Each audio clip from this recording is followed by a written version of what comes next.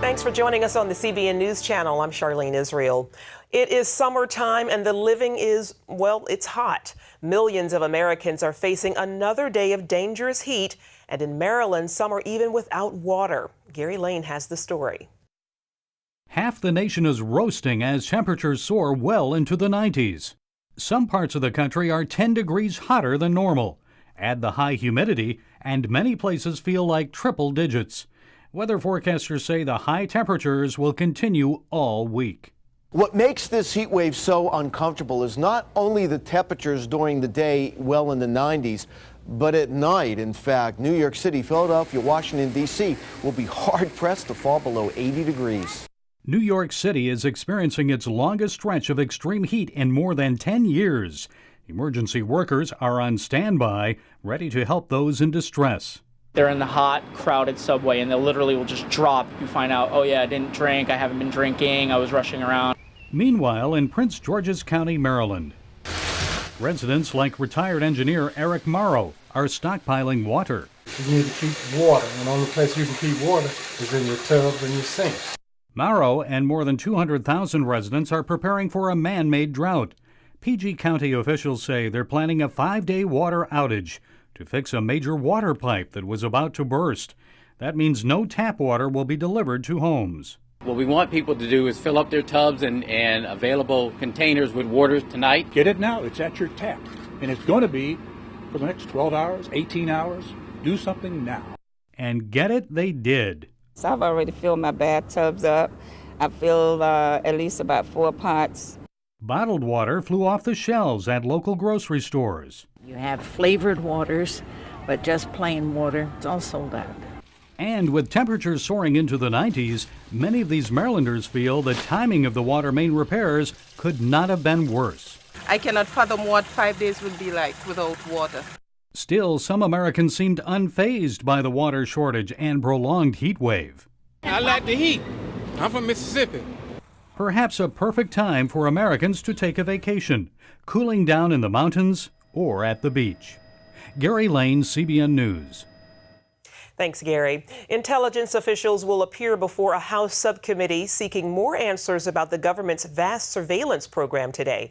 Republicans and Democrats are still angry over the revelation that the NSA gathered a wide swatch of phone and internet records. They're not the only ones who are angry. A broad group of plaintiffs has filed a lawsuit to stop the electronic surveillance programs, ranging from environmental and human rights activists to church leaders. They say the spy programs are unconstitutional. Meanwhile, the man behind the NSA security leaks is seeking asylum in Russia. Edward Snowden has been trapped in a Moscow airport for 3 weeks.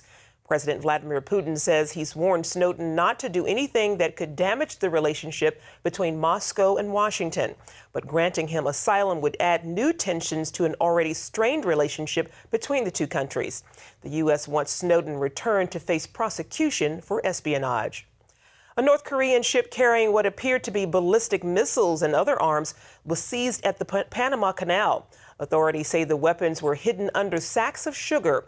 The ship was coming from Cuba. UN sanctions forbid importing sophisticated weapons or missiles.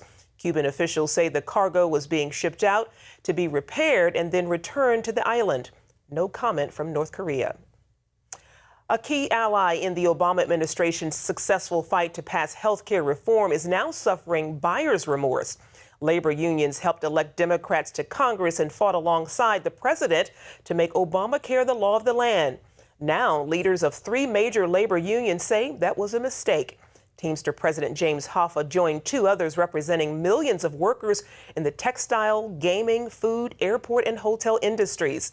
In a letter to Nancy Pelosi and Harry Reid, they wrote, "The law is as it stands will hurt millions of Americans, including the members of our respective unions." They cited unintended consequences, including an incentive for employers to keep work hours below 30 hours a week, costing workers health care benefits and more money on payday. Joining us now from our Washington, D.C. bureau is Phil Kerpen, president of American Commitment. Phil, the labor unions are a Democratic bulwark. What does it say that they're so critical of Obamacare now? Well, I think it's a pretty amazing development, and what it says is that they really believed that they'd be taken care of, that even though the law said all of these things, the unions thought if they did their part and got it passed, then they'd be granted dispensations from the law and they'd never have to comply with it. And now they're finding that while they did get some waivers from some minor initial provisions of the law, the major parts of it now coming into effect are going to hit them. They're not going to be exempt, and they're going to have really negative consequences. And so I think the lesson here is that you better read what's actually in a law before you support it and not just assume that your friends are going to take care of you. Do you think labor unions will pay a price from their members on this filing? I do think that they're going to have a big problem with their rank and file membership for supporting a law that's going to lead to cut hours, as you said, that's going to lead to loss of health benefits in some cases, higher costs in other cases. This is going to be a big lose-lose-lose for a lot of union members, and I think that if there isn't a resolution in Congress, if they don't reopen the law, a lot of them are going to question why they're paying all these dues to leadership that doesn't really represent their interests. Phil, the administration has delayed implementation of the employer mandate, and Congress is actually addressing that issue this evening. What's going on? Well, this is the requirement in the law that employers provide health insurance up to the new regulatory requirements and standards for all of their full-time employees, or pay a penalty tax if they're unable or unwilling to do so. And a lot of businesses are reacting to this by cutting hours, by cutting shifts to get people under that full-time requirement, which the law sets as 30 hours a week. There have also been a lot of practical problems getting these rules ready in time. And so the Obama administration basically said, even though the law says that this requirement starts in 2014, we're not going to apply it until 2015. What the House of Representatives is doing this week is they're going to vote to actually allow that to be done lawfully, that one-year delay, instead of Obama trying to do it kind of in circumvention of the law. But then they're going to vote to do the same one-year delay that Obama wants to give big businesses to individuals and small businesses as well, by delaying the individual mandate, which is a very hated portion of this law. One last question. How do you think Obamacare will play out in the end? Well, I think the law, as it was designed, is impossible to implement, and that's what we're learning as they run into all of these practical problems. And so either this thing is going to be repealed, or it's going to be significantly changed and reformed into something that can actually be done, that can actually be implemented. I think the law as written is unstable, and for that reason, it's going to be changed one way or the other. Phil Kerpen, thanks for joining us. We appreciate your insights and your time. My pleasure. Virginia's busiest abortion clinic is closing. Stricter state and city abortion regulations put into place this year forced the center to shut its doors. Open since 2006, Nova Women's Healthcare in Northern Virginia performed more abortions than any other clinic in the state. Nova is one of many clinics affected by new abortion guidelines that are sweeping the country. In Rhode Island, Governor Lincoln Chafee vetoed legislation to authorize a Choose Life license plate. Lawmakers approved the plate earlier this month. Chafee said it would be inappropriate to use state plates to raise money for a Christian organization. The plates would have raised funds for a Christian crisis pregnancy center in Providence. Lawmakers could attempt to override the veto, but such a move is unlikely. 29 other states offer similar plates. Well, gas prices are spiking across the U.S. The average cost of a gallon of gas is $3.64 a gallon. That's up 15 cents over last weekend and 20 cents since last year. Summer vacation season is one reason for the higher prices. As more Americans hit the roads, the demand for gas increases. Unrest in the Middle East is contributing to our high gas prices. Now Israel hopes it can one day reach energy independence now that natural gas is flowing from a large offshore reserve. CBN Middle East Bureau Chief Chris Mitchell has that story. 4 years after its discovery, the Tamar Reservoir began supplying Israel with natural gas from the Mediterranean Sea that will fuel its electric power plants. From now on, Israel can provide its needs for the next decades. The Tamar field is located about 60 miles off the coast of Haifa. Energy and Water Minister Silvan Shalom declared it a day of energy independence. It's much cheaper, and of course, it's much cleaner. And from now on, the whole energy market will save at least 1 billion shekels every month. It means about $300 million every month. That savings begins in the Mediterranean and then makes its way here. The natural gas flows through an underwater pipeline for about 100 miles to a platform off the coast here near the Israeli port of Ashdod. It's predicted that Tamar wells could eventually produce more than 4 times the energy value of Saudi Arabian wells. Natural gas is a very good companion, in a sense, to solar, and that could help make Israel very independent and I think secure with respect to its electricity generation, not needing to import anything. Before the fall of the Mubarak regime, Egypt supplied about half of Israel's natural gas needs. Afterward, extremists blew up the pipeline almost continuously. That led to the permanent cutoff of the supply. The latest events in the region, not just in Egypt, only enhanced the feel that we need to rely on our own resources. Still, some experts say there are risks involved. Imagine that in 2 years' time, 70% of the electricity, most of the fuel for industry and for transportation and other uses is going to be based on gas from one field, which is subject to strategic threat, a threat of missiles attacks. Former CIA chief and energy expert James Woolsey told CBN News the fields represent a strategic advantage for Israel. Israel's certainly a lot better off in terms of their energy independence from having found these gas fields. An even larger gas field called Leviathan is expected to come online in 3 years.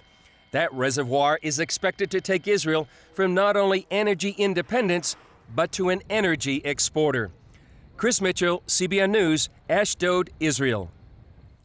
Egypt's temporary president has sworn in a new cabinet that includes women and Christians, but no members of Islamist parties.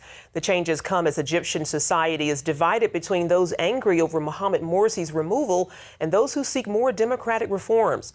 The Muslim Brotherhood says it doesn't recognize the new government and rejected offers to participate in the new government. The cabinet will focus on amending the Islamist drafted constitution that was passed under Morsi, as well as scheduling elections for a new parliament and president next year.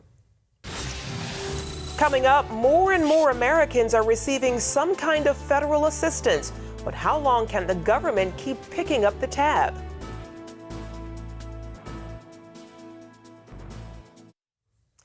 A recent report from the U.S. Department of Agriculture says more than 100 million Americans participate in at least one food assistance program offered by the agency. That as a greater number of Americans than ever are depending on the government just to make ends meet. But can the country afford to keep this up? Paul Strand reports. John Sweetland is a Maryland man receiving 3 checks from government. One for his military service, one for his time as a state employee, and one from Social Security. He's like 21% of his fellow Americans. Let's just start with the dependent population. We have found that 1 out of every 5 Americans are significantly dependent on the federal government for the basics of life. Beach puts out the annual Index of Dependence on Government. He points out that 21% is way up from the less than 8% of Americans who were substantially dependent on government 50 years ago.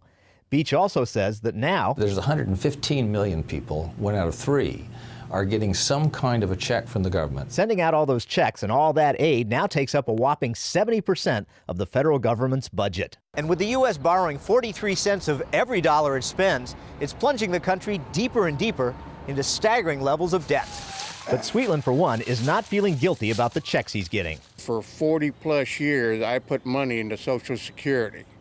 Now I feel I'm just drawing my money back out. But who's paying for all this? Beach has another stunning statistic. 49.5% of all the people in the United States are not paying an income tax. With half the country not contributing to the general revenue, and with a third getting money from Uncle Sam, Beach worries it could permanently and dangerously warp the nation's politics. They may be voting for people who will increase their benefits since they're not paying any of the costs involved. We could then see this death spiral of increasing dependency and increasing outlays. But Sweetland is like many Americans who don't like the modern entitlement state and regularly vote for the politicians promising to cut many people off from it. What angers me more than anything is those that sit around with the great give me, giving mentality.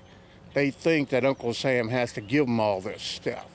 No, Uncle Sam is not obligated to give them anything. The thing is, even those who worked and paid in all their lives are likely to take far more out. A woman making an average income will pay about $87,000 in taxes, but government will spend $275,000 on her medical care alone. Beach says it's tough for any politician to chop away when so many of their constituents are now so dependent. It just makes it really, really hard for a politician to stand up at a town hall and say, we need to reduce everybody's benefits here because we can't afford it. 1 out of 3 people in that audience will be getting something from the federal government. Many Americans, though, even those now receiving government checks, worry if serious cutting doesn't start immediately, all these programs like Social Security and Medicare may well collapse. I'm very, very worried. My son right now works a 40-hour job, and he is forced to pay money into something that he will probably never see. Beach warns Americans. These programs that they think are helping them, securing them from want, are all bankrupt programs. With a massive wave of 77 million baby boomers set to retire in the years ahead, more and more Americans will depend on these programs. How will the country afford all this? So much is at stake, both for those who receive from and give to the government. Paul Strand, CBN News, Washington. Up next, an oyster farmer's fight to keep the government from shutting down his business. Hear what this man is accused of doing wrong when we come back.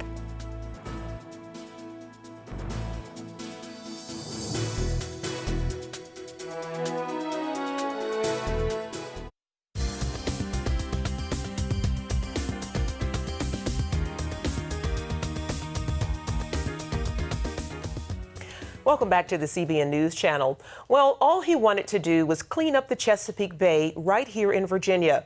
But instead, his county stepped in and tried to shut him down, all because he used oysters. Caitlin Berg has the story. Greg Garrett's connection to the Chesapeake Bay runs deep. My family actually came to the York River, my great-great-grandfather, 14 generations ago in 1620. And so we have a deep family heritage connected to this river, the York River, the lowest river of the Chesapeake Bay. Now, more than 300 years later, Garrett wants to do his part to keep the bay he loves clean. One of the best ways to do that? Oysters. Each oyster draws in and emits about 50 gallons of seawater a day. So as the water passes by, all day long the oysters are drawing it in and spitting it out. It's God's natural way of purifying the seawater, is the oyster. There is no filter, no natural filter better than the oyster for cleaning the bay. 5 years ago, Garrett started oyster farming by getting all of the necessary state and local leases, licenses, certifications, and permits. Then, after he successfully ran his farm for 3 years, neighbors complained, and the county stepped in. The 3 main concerns of Garrett's neighbors and the county were noise, smell, and that large trucks would be driving through, disturbing this peaceful neighborhood. But the largest truck to drive through is a pickup. There's no smell of oysters, and the loudest piece of equipment is an electric power washer, and that can't be heard from halfway across the yard, let alone down here at the property line. The county ordered Garrett to shut down his oyster farm, saying that although his property is zoned for agriculture, including livestock, oysters don't count. The definition of livestock was any animal grown for food. 3 years after we had our oyster farm, after we were selling it with all the permits from the state, that's when the county created a new definition of livestock. And the new definition of livestock is any animal grown for food except shellfish. Garrett took the county to court, where the county defended its new definition of an animal. No one from the county was able to speak with us because the case is ongoing, but in a court brief they said, for purposes of ordinary, everyday speech, an oyster is an animal, but not, however, for purposes of the county's zoning ordinance, which has chosen to define the term more narrowly. The county added that while they couldn't regulate what Garrett did with his oysters in the water, they could regulate what took place on his dock. The state of Virginia says that Garrett can use this dock to transport his oysters as long as he's not cleaning or sorting them here. The county says he can't do any of it. Their position is, even though the land is zoned for agriculture, including livestock, that the oysters could not touch the ground or could not touch our dock. The oysters had to stay in the water, therefore could never be harvested. In the end, the judge ruled in Garrett's favor. And they said we were within our rights to have the oyster farm, which made us in a grandfathered status. In today's legal world, however, that's not the end of the story. The county appealed, and the Supreme Court of Virginia will hear the case this fall. Well, I've spent thousands and thousands of dollars in legal fees. In many weeks, the legal fees exceed the entire revenue for the entire oyster farm. And it's absolutely terrible. Garrett was recently a guest on John Stossel's show, Illegal Jobs. Stossel commented that after talking to the county administrator, even his producers couldn't tell what the law was. It's kind of like the Sadducees and the Pharisees. I mean, if you have enough laws on the books, you can find something that anybody you want to accuse of a crime or you want to accuse of doing something wrong, there is a law out there for you to catch them on. Now Garrett prepares once again to fight for his oysters, with the greater goal of cleaning the bay and inspiring others to do the same.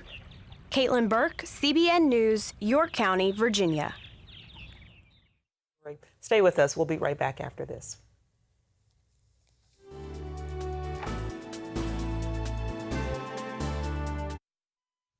Finally today, a tragedy turns into a miracle at the beach.